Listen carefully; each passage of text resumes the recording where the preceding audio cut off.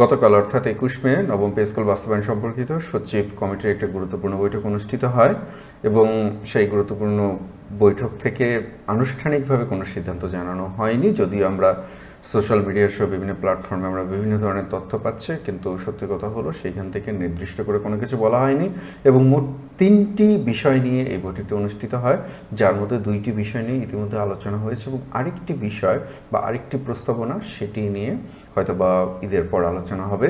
তো সেটি আপনারা সবাই দেখেছেন। তো আমরা পে স্কেল নিয়ে ওই জায়গাটুকুতে না গিয়ে আজকে আমরা একটু বোঝার চেষ্টা করব যে নবম পে স্কেলের বেতন বৃদ্ধি নিয়ে যে প্রস্তাবনাগুলো আমরা পাচ্ছি বা যে বিষয়গুলো আমরা পাচ্ছি, যেমন 20তম গ্রেডে 8,250 টাকা, এটা 20,000 টাকা হবে অথবা 100% বৃদ্ধি পাবে। তাহলে বেতন কতটুকু বৃদ্ধি পাবে এবং যদি দুই ধাপে বেসিক বৃদ্ধি করা হয়, অর্থাৎ এই 2026-27 অর্থ বছরে যদি 50% করা হয় তাহলে সেটা কত হবে, অথবা যদি 8,250 টাকার স্কেলটি 20,000 টাকা না করে 100% অর্থাৎ দ্বিগুণ করা হয়, অর্থাৎ 15,000 সামথিং, 16,000 সামথিং, 16,500 টাকা যদি করা হয় তাহলে সেক্ষেত্রে বেতন কীরকম হতে পারে, এই সমস্ত বিষয়গুলো নিয়ে আলোচনা করব। আসসালামু আলাইকুম, যেখান থেকে আমাদের এই ভিডিও দেখছেন আমাদের পার্ট করে আপনাদেরকে আরও একবার স্বাগতম। শুরুতেই বলে রাখি, গাছে কাঁঠাল গোপে তেল, পে স্কেলের কোনো খোঁজখবর নেই, আমরা বেতন বৃদ্ধির হিসাব করছি। তো এটা নিয়ে আমরা পে স্কেল নিয়ে কোনো না কোনোভাবে আমরা আলোচনাটা রাখতে চাই। এটা নিশ্চিত যে 1 জুলাই থেকে ইনশাল্লাহ আমরা পে স্কেল পেতে যাচ্ছি। গ্রেড সংখ্যা 20টি থাকছে, 35,000 থেকে 40,000 কোটি টাকা বরাদ্দ থাকছে, 10 বা 15% আমরা যে বিশেষ সুবিধা পেতাম সেটা বাতিল হচ্ছে। তো এখন ওই জায়গাগুলোতে পে স্কেল গ্রেড, কোন গ্রেডে বেতন কত হবে, আমি আবার স্পষ্ট করে বলছি, এগুলো সম্পর্কে আপনারা যা শুনছেন সব কিছুই লোকমুখে শোনা। তো আজকে আলোচনাটা একটু বড় করবো না, আমরা একদম সোজা আমাদের সরাসরি আলোচনায় ঢুকে যাই। তো সোজা আলোচনাটা আমরা ঢুকবো। ধরুন আমরা 20তম গ্রেড দিয়ে শুরু করি। আমরা একটা গ্রেড একটু হাতে কলমে বা উদাহরণ হিসেবে আপনাদেরকে দেখিয়ে দেবো যাতে আপনারা সেটাকে হিসেব করতে পারেন। ধরুন একজনের বেসিক হচ্ছে 8,250 টাকা, যিনি 20তম গ্রেডে আছেন, তার বেসিক হলো 8,250 টাকা। তো 5 বছর পরে ইনক্রিমেন্ট সহ তার বেসিক হলো 10,560 টাকা। তাহলে এই যে পার্থক্যটা, দুইটা বেসিকের মধ্যে পার্থক্য হচ্ছে 2,300 টাকা। এবং আমরা জানি পে ফিক্সেশন আমাদের বাংলাদেশে ইতিপূর্বে যে পে স্কেলগুলো হয়েছে এবং সর্বশেষ পে স্কেলেও পার্থক্যযোগ পদ্ধতিতে হয়েছে। তাহলে নতুন বেসিক যেটা হবে, অর্থাৎ নবম পে স্কেলে ধরুন 8,250 টাকার যে বেসিকটা আছে সেটি হয়ে গেল 20,000 টাকা। তাহলে আপনার এটা যদি 20,000 টাকা হয় তাহলে এই যে পার্থক্য যেটা আছে 2,310 টাকা, এটার সাথে যোগ হবে, যোগ হওয়ার পর এটা হবে 22,310 টাকা। তো আপনি তাহলে যদি 20,000 হয়, আমরা যেগুলো পেপার পত্রিকাতে বা সোশ্যাল মিডিয়াতে পাচ্ছি, যদি 8,250 টাকার গ্রেডটি বা ওই বেতনটি বা ওই ধাপটি যদি 20,000 টাকা হয় তাহলে আপনার নতুন বেসিক হবে 22,310 টাকা। এখন নতুন বেসিকে আমরা যদি বৃদ্ধির কথা যদি বলি, সেই বৃদ্ধি যদি শতভাগ যদি আপনাকে 2026-27 অর্থ বছরে দেয় তাহলে সেটা হবে 22,310 টাকা। আর যদি 50% যেটা দেয় সেটা হবে, এই যে দেখুন আপনার মূল বেসিক ছিল 10,560 টাকা, আপনার বৃদ্ধির পর হয়েছে 22,310 টাকা। তাহলে এখন আপনাকে 50% দিলে তাহলে এই দুইটার মধ্যে যে গ্যাপ আছে সেই গ্যাপের অর্ধেক হচ্ছে 5,875 টাকা। তাহলে 10,560 টাকা, এটা যেহেতু আপনি পূর্বে থেকেই পেতেন, এর সাথে 5,875 টাকা যোগ হবে। তাহলে সব মিলিয়ে আমরা পাবো কত, 16,435 টাকা। এখানে আরেকটুকু কথা বলে রাখি, পে ফিক্সেশন নিয়ে আরও বিস্তারিত জানার জন্য আমাদের ভিডিও দেওয়া আছে আমাদের চ্যানেলে, আপনারা সেখান থেকে দেখে নিতে পারেন।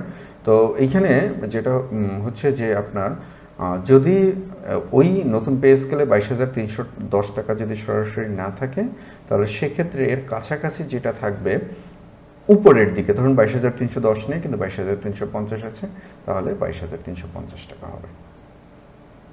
বিষয়টা আমার মনে হয় বোঝাতে পেরেছি। আর যদি বুঝতে কোনো সমস্যা হয় অবশ্যই কমেন্টে জানাবেন এবং আপনারা আপনাদের বেতনটা একটু হিসেব করার চেষ্টা করবেন। কাজ নেই তো, এই যে ঈদের মধ্যে আমাদের ছুটি আছে, অনেকেই ঈদের এই ফাঁকে আমরা বসে বসে এটা হিসেব করি।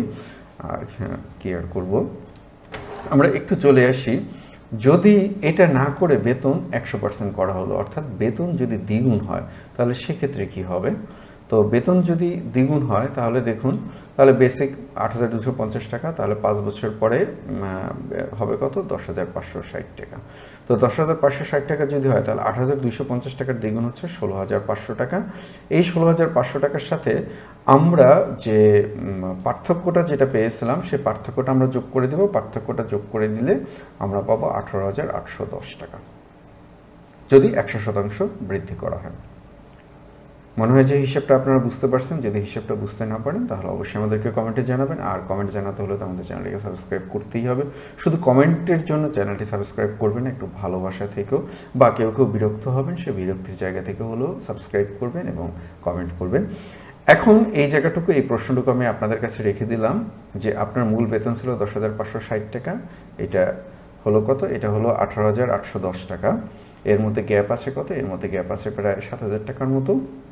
যদি 50% দেওয়া হয় তাহলে আপনার এই 16,500 টাকার সাথে এই যে 7,000 টাকার অর্ধেক, প্রায় 3,500 টাকা যোগ হয়ে আপনার নতুন বেতন নির্ধারিত হবে। তো আমরা চেষ্টা করেছি একদম শর্টকাটে দেখানোর জন্য। এটা তেমন জটিল কোনো বিষয় না। আপনারা ভিডিওটি একটু দেখবেন, দেখে আপনারা আপনাদের মতো হিসেব করবেন এবং হিসেব করে দুইটাই হিসেব করবেন যে যদি নিচের দিকের গ্রেডে যেগুলো, সেগুলোতে তো 140% বৃদ্ধি কমিশন সুপারিশ করে গিয়েছে, কিন্তু সেটা মনে হয় কমবে। তো ওই জায়গা থেকে আপনারা ওইটা ধরেও হিসেব করবেন, অথবা 100% ধরে, অর্থাৎ সরাসরি দ্বিগুণ ধরে হিসেব করবেন। দ্বিগুণ ধরে হিসেব করে একটু কমেন্টে জানাবেন আপনারা, তাহলে আমরা বুঝতে পারবো যে আপনারা বিষয়টা বুঝতে পেরেছেন। যে আপনাদের পুরোপুরি যদি 100% অর্থাৎ বেসিক বৃদ্ধির পুরোটুকু যদি 2026-27 দেওয়া হয় তাহলে আপনারা কত বেতন পাবেন, অথবা যদি 50% দেওয়া হয় তাহলে কত বৃদ্ধি পাবেন।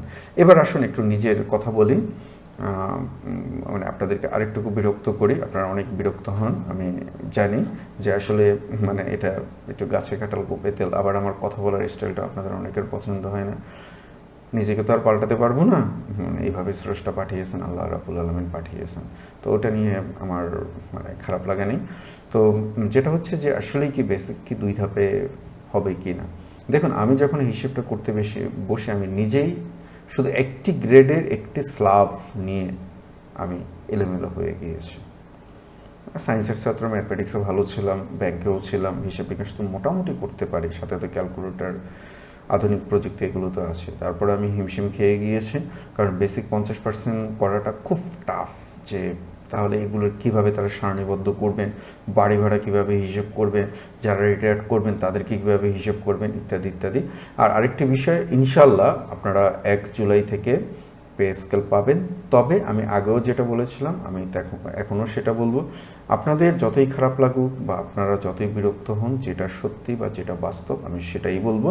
আমি আপনাদেরকে খুশি করার জন্য ভিডিও করি না, আমি ভিডিওগুলো তৈরি করার চেষ্টা করি আপনাদেরকে কোনো ইনফরমেশন অ্যাকুরেটলি জানানোর জন্য। যত যেভাবেই বলেন আমি এই জায়গাটা থেকে কখনো নড়বো না, অর্থাৎ আমি সবসময় আপনাদেরকে অ্যাকুরেট তথ্য দেওয়ার চেষ্টা করব। যেটা হচ্ছে যে আপনারা খুব সম্ভবত জুলাই বা আগস্ট থেকে আপনারা পেতে পারেন, এটা আরেকটুকু দেরি হতে পারে, তবে এরিয়ার হিসেবে 1 জুলাই থেকে পাবেন, যেটা আমরা মন্ত্রণালয়ের একটি সূত্র থেকে জানতে পেরেছি। তো আজকে এই পর্যন্তই। কার কত বেতন বাড়লো, মানে ওই যেটা বললাম আর কি, নেই কাজ তো খই বাস, একটু খই ভেজে অবশ্যই কমেন্টে জানাবেন। আর এই সংক্রান্ত আপনাদের যদি বুঝতে কোনো সমস্যা হয়, যদি বুঝতে কোনো প্রবলেম হয়, সেটা কমেন্টে জানাবেন। সবার জন্য শুভকামনা, ভালো থাকবেন, আবার দেখা হবে আপনাদের সাথে। আসসালামু আলাইকুম।